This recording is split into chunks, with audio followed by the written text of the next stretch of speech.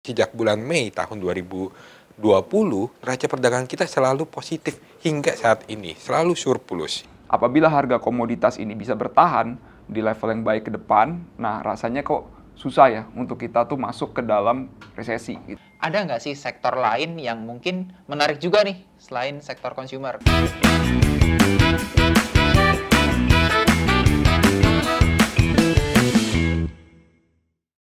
Halo teman-teman, kembali lagi di Stockbit Talk episode ke-21, Be Greedy When Everyone's Fearful. Jadi kita bakal bahas tentang tahun 2023 ya teman-teman ya, yang katanya gelap nih gitu kan. Nah, kita bakal lihat kira-kira bakal bener-bener gelap atau enggak, dan kalau gelap kira-kira ada nggak sih peluang yang bisa kita ambil nih dari ya kegelapan itu ya. Jadi dari Be Greedy When Everyone's Fearful itu katanya Opa Warren Buffett. Jadi kalau ketika semuanya takut, ya kita coba cari nih apakah ada kesempatan itu dan kita coba eksploitasi dari peluang itu gitu. Oke, bersama saya kali ini udah ada dua tamu istimewa lagi gitu ya. Yang pertama kembali lagi dari Pak Gary dari Trimegah Asset Management, dan juga ada Pak Thomas Williams atau ID-nya Towils nih Pak. Pak silakan Pak memperkenalkan diri lagi ke teman-teman. Halo teman-teman, Stockbitor, perkenalkan nama saya Thomas, atau biasa kalau di Stockbit saya lebih dikenal dengan ID Towils ya. Teman-teman nanti mungkin bisa baca tulisan-tulisan saya di sana.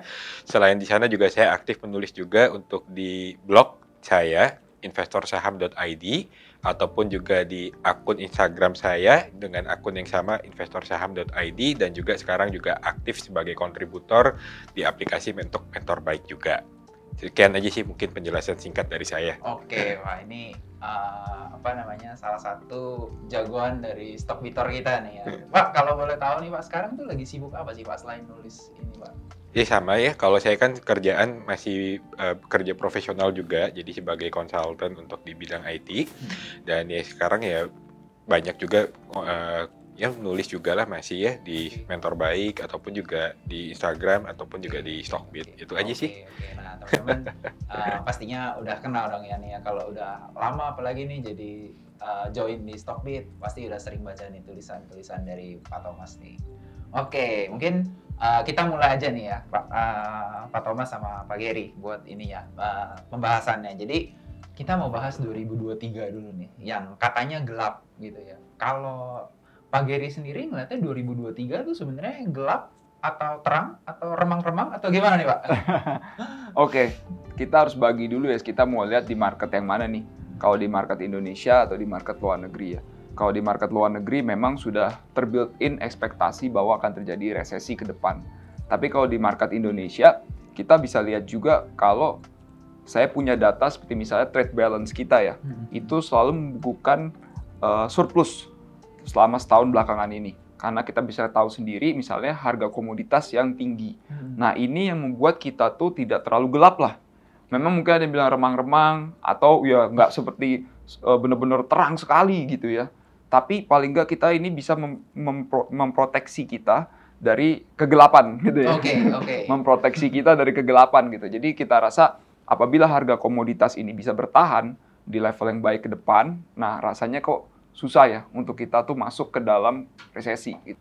Oke, berarti kalau kita klasifikasikan berarti dari global ya mungkin ada beberapa negara yang boleh dibilang gelap gitu ya. Tapi Indonesia sendiri ya kita masih boleh dibilang remang-remang lah ya. Nggak dibilang cerah banget juga enggak, tapi kita nggak segelap negara-negara yang beberapa negara tadi yang gelap gitu ya Pak ya. Betul. Nah, kalau dari Kak Thomas sendiri gimana nih kok kalau mandang 2023? Sependapat sama Pak Gary atau gimana? Oke, nah menurut saya kita harus berpikir dulu nih yang dianggap sebagai problem untuk di tahun depan atau resesi itu apa?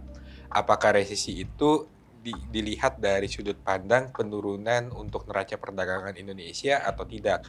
Kalau misalkan dari sudut pandang itu, maka saya bilang yes, neraca perdagangan kita harusnya sih tahun depan tidak bisa sebaik di tahun ini atau akan melemah ya. Tetapi kalau misalkan dari sudut pandang investasi, apakah artinya nanti kinerja-kinerja emiten akan pada berguguran, harga sahamnya rontok, investasi kita turun dan lain-lain? Mungkin saya nggak terlalu sependapat dengan hal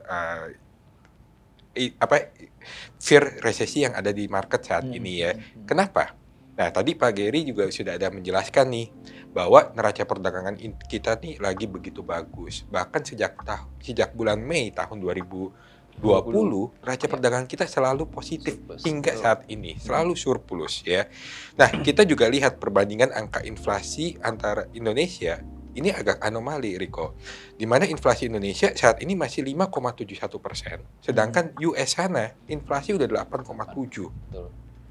Eropa, saya ambil data Jerman, inflasi udah 10,4%. Jadi Indonesia inflasi nggak setinggi negara barat, ya. Hutang Indonesia juga terus Turun. menurun. Betul. Jadi super cycle komoditas saat ini benar-benar menjadi angin baik lah, angin segar untuk perekonomian Indonesia. Nah, cuman memang kok kita ada problem. Problemnya apa? Problemnya di bulan Juli misalkan di tahun ini kita ada peningkatan harga pangan yang cukup tinggi, Yes. cukup signifikan. Betul. Dihantam lagi pada bulan September itu lonjakan untuk harga bahan bakar. Ya. Nah, sehingga itu memang menjadi problem temporer yang saat ini kita hadapin. Karena artinya apa? Cost untuk produksi jadinya meningkat. Betul. Cost untuk penjualan karena ongkos transportasi jadinya meningkat, ya. Tetapi para manufacturer atau produsen itu hanya bisa meningkatkan harga jual ya terbatas. Kurang lebih kalau dari data yang saya dapatkan, kurang lebih harga penjualan itu cuma bisa meningkat sekitar 7%. Itu kenapa walaupun emiten-emiten kebanyakan bisa meningkatkan penjualan, tetapi akhirnya bottom line agak sedikit merosot nih di kuartal 3 Ya, ini betul. karena angka COGS-nya yang meningkatnya yang Yes. cukup tinggi. Ah. Cuman sekarang kenapa sih harga kosnya meningkat tinggi? Karena kan harga komoditas tinggi. Nah, Betul. sekarang saya rasa harga komoditas tidak bisa untuk Setinggi. lebih tinggi lagi itu ya. Harga komoditas harus turun. Mhm. Apalagi sekarang Joe Biden juga udah bilang nih, pokoknya lu harus bisa turunin harga oil. Mereka udah sampai mengorbankan SPR, cadangan minyaknya US gitu ya. Mhm. Kalau misalkan lu nggak mau turunin, gue pajakin lu lebih tinggi untuk perusahaan oil. Jadi ya mau nggak mau, mereka akan istilahnya harga untuk komoditas ini akan merosot lah. Dan kita sekarang lihat harga komoditas baik itu energi ataupun pangan sekarang itu sebenarnya sudah mengalami penurunan. Jadi perlambatan ekonomi di dunia barat ataupun di China ini akan berdampak kepada penurunan harga komoditas. Tetapi apakah harga komoditas akan hancur banget seperti sebelum tahun 2021? Ya enggak juga. Kalau kemarin data dari World Bank gitu ya, bulan April kalau nggak salah, kurang lebih mereka prediksi kayak coal itu mungkin akan jatuh sekitar angka 250. Ya itu masih angka yang bagus untuk perusahaan komoditas, perusahaan coal. Ya, tetapi ya penurunan tetap aja. Yes. Terus harga oil mungkin ini yang masih akan cukup kuat. Jadi kalaupun ada koreksi, ya paling koreksi cuma bisa bertahan sampai di 80 US dollar, which is juga masih angka yang bagus, ya. Betul. Sekarang kita lihat dari data untuk tenaga kerja kok.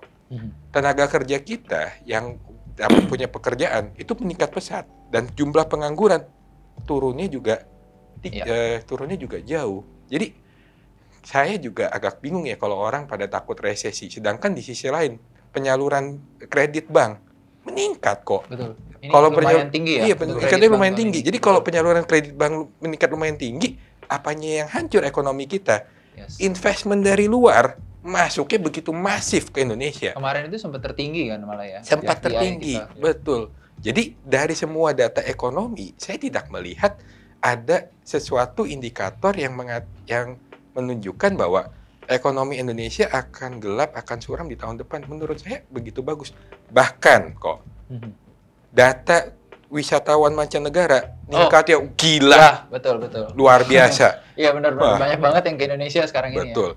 Terus habis itu pemerintah dengan luar biasa mengeluarkan kebijakan, lu nggak apa-apa deh wisatawan mancanegara, lu tinggal di Indonesia bisa 10 tahun. Itu kan enak banget. Lu bayar gas mahal, Mending tinggal di sini. mending tinggal di sini, habisin duit dolar lu di sini. Jadi Ya. itu rupiah kan jadi kelihatan murah ya gara-gara Betul. dolarnya naik ya. Terus habis itu Bank Indonesia mengeluarkan kebijakan yang bagus lagi, yaitu memperpanjang DP 0% untuk perumahan sama otomotif. Yes. Harga produksi untuk otomotif pun meningkatnya pesat. Jadi saya tidak melihat ada data ekonomi yang suram sih Suram, untuk ya. tahun depan. Oke, nah ini tadi view-nya menarik banget nih dari Pak Geri, dari Pak Thomas, itu ngelihat 2023 sebenarnya Indonesia oke gitu ya. Walaupun ya negara barat sana lagi pontang-panting gitu ya, nurunin inflasi, potensi resesi, apa segala macam. Tapi Indonesia masih boleh dibilang ya nggak gelap lah ya, walaupun mungkin nggak seterang-terang benderang gitu ya, cuman ya nggak gelap gitu kan. Nah, kalau kita ngomong dari tadi kan Pak Geri sama Ko Thomas tadi udah ngomong kalau Indonesia bagus nih. Domestik tadi Pak Geri juga bilang domestik oke ya. Nah, Ya. kalau ngomongin domestik ada satu event yang boleh dibilang itu tahun depan event yang spesial. Tuh ya, kita kan ada pesta demokrasi ya. Tahun persiapan lah ya, bukan tahun pemilu tapi persiapan pemilu gitu nih. Ya. Kalau dari Pak Geri dulu nih Pak, Ya. gimana Pak? Pemilu ini bakal bawa sentimen buruk kah atau malah positif kah atau gimana nih Pak buat kita? Oke, kalau kita lihat dari kinerja keuangan dan ekonomi biasanya malah justru ini sesuatu yang menarik ya. Karena biasanya perputaran uangnya itu lebih cepat lah pada saat adanya pemilu. Jadi kalau kita keluarin data juga ya, itu social spending ya. Karena tahun ini kan masih ada social spending dari misalnya COVID gitu ya. Nah tahun depan tuh udah nggak ada. Kita fokus ke social spending yang non-COVID lah. Nah itu udah ada peningkatan yang signifikan gitu ya. Dan juga ada satu hal yang menarik nih. Karena kita nanti akan menghadapi pemilu yang langsung gitu ya. Jadi kita juga ada lihat nanti pilkadanya itu juga serentak di 2024. Betul. Nah di situ nanti kita bisa lihat tahun depan banyak pergantian kepala daerah itu yang digantikan oleh orang-orang dari Kemendagri. Nah ini bisa membuat fokus pada APBD itu berfokus misalnya pada peningkatan perekonomian. Gitu. Karena biasanya dulu kepala daerah tuh takut-takut tuh kalau mau spending. Jadi duitnya tuh nyangkut semua di BPD gitu ya. Nah, ini yang bisa diarahkan juga. Jadi perekonomian tahun depan tuh kelihatannya kalau dari sisi ini tuh tidak terlihat gelap ya. Ini tuh malah terang karena jadi sisi konsumsinya tuh mungkin bisa dijalankan ke masyarakat secara luas. Oke. Pak, nih sedikit nih Pak, kalau boleh ada bocoran nih. Tadi kan ada sebut social spending, mungkin udah nggak ke COVID lagi nih, tapi bisa ke sektor lainnya gitu. Kira-kira ada nggak sih Pak satu sektor apa nih yang kira-kira bakal diuntungin dari peralihan social spending ini gitu?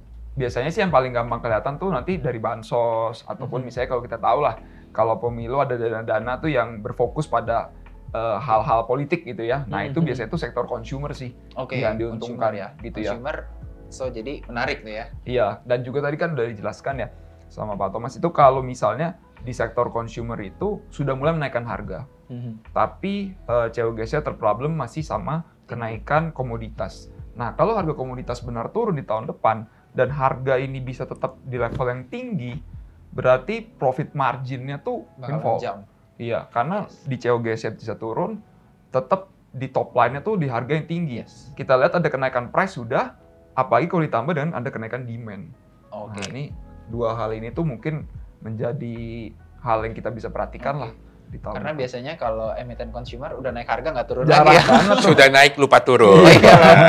Padahal harga komoditasnya ntar udah turun. Udah gitu. turun. Tapi mereka udah naik di sini ya nggak mungkin turun. Kalau turun malah jadi deflasi, Pak. Betul.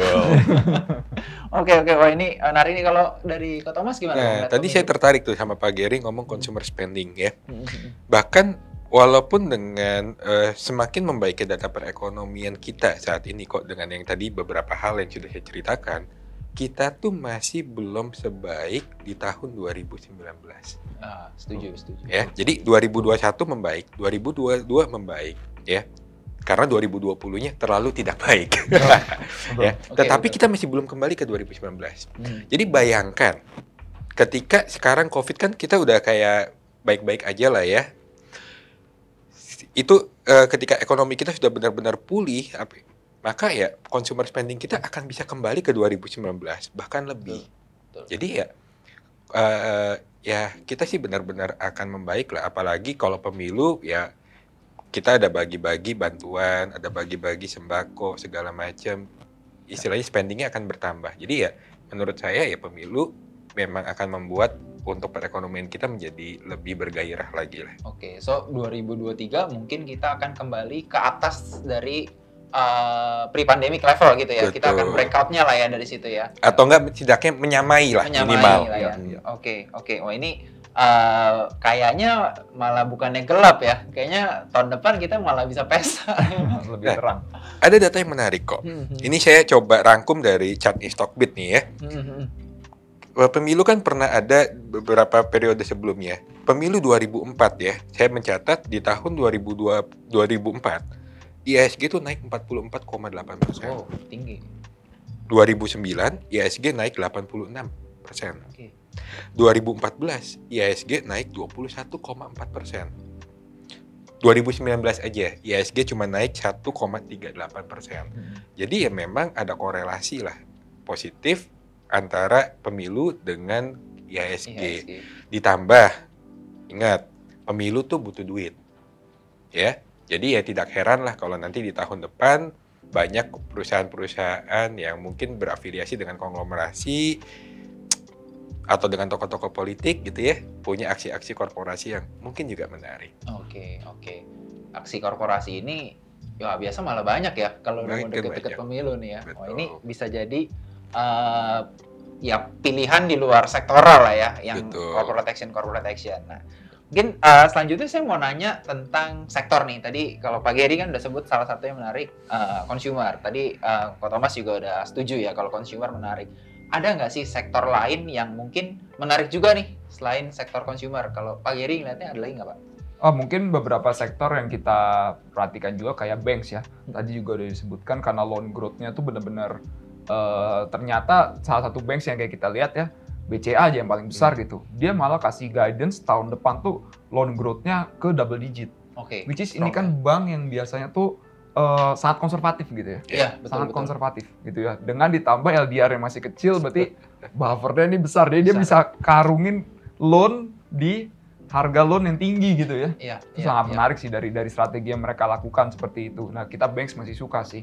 Walaupun memang secara momentum kan pergerakannya udah signifikan naik ya. Udah naik dan signifikan di tahun ini. Itu kita masih suka karena secara fundamental seperti itu. Oke. Kemudian tadi sudah jelasin consumer, kemudian juga kita melihat mungkin ini kan Pak Jokowi udah selesai mungkin ntar 2 periode ya. Mungkin ada juga beberapa pekerjaan konstruksi yang belum diselesaikan. Mungkin kita lihat ini mungkin ada demand tambahan di semen sektor lah ya. Oke. Dan apabila memang ibu kota baru nanti mulai dibuat, nah itu mungkin ada sedikit tambahan. Tapi kita masih ngerasa yang lebih kuat itu yang di 2 pertama tadi.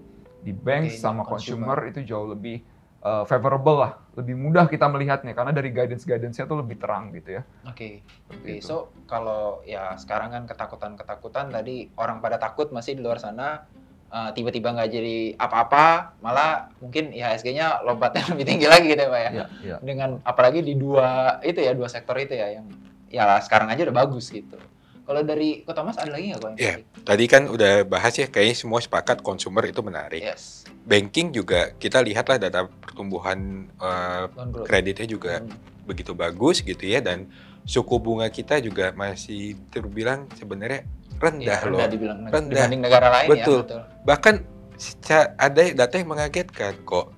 Biasanya selisih antara suku bunga Bank Indonesia dengan suku bunga dari The Fed, kalau dari data 10 tahun yang lalu, rata-rata tuh ada selisih kurang lebih average-nya 3,5%. Oke. Sekarang kita cuma selisih 1%. 1%. Rendah banget.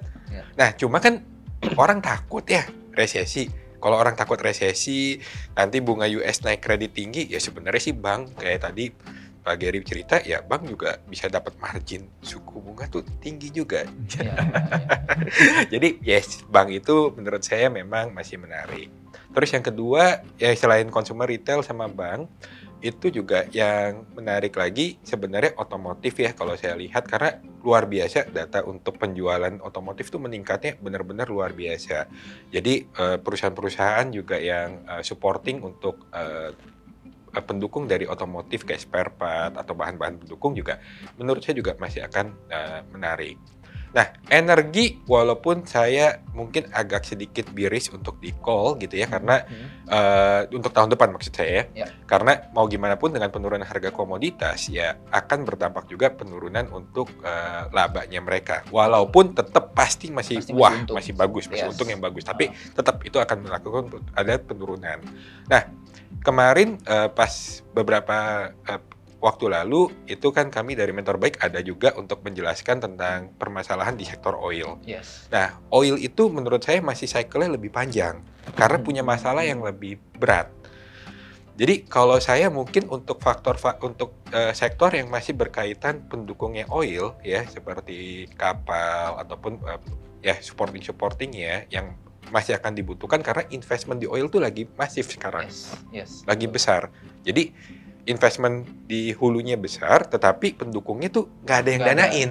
Jadi akan ada kekurangan nih, shortage. Nah, jadi harga dari faktor-faktor pendukung ini akan mengalami peningkatan dan itu juga akan menjadi sektor yang menurut saya juga menarik.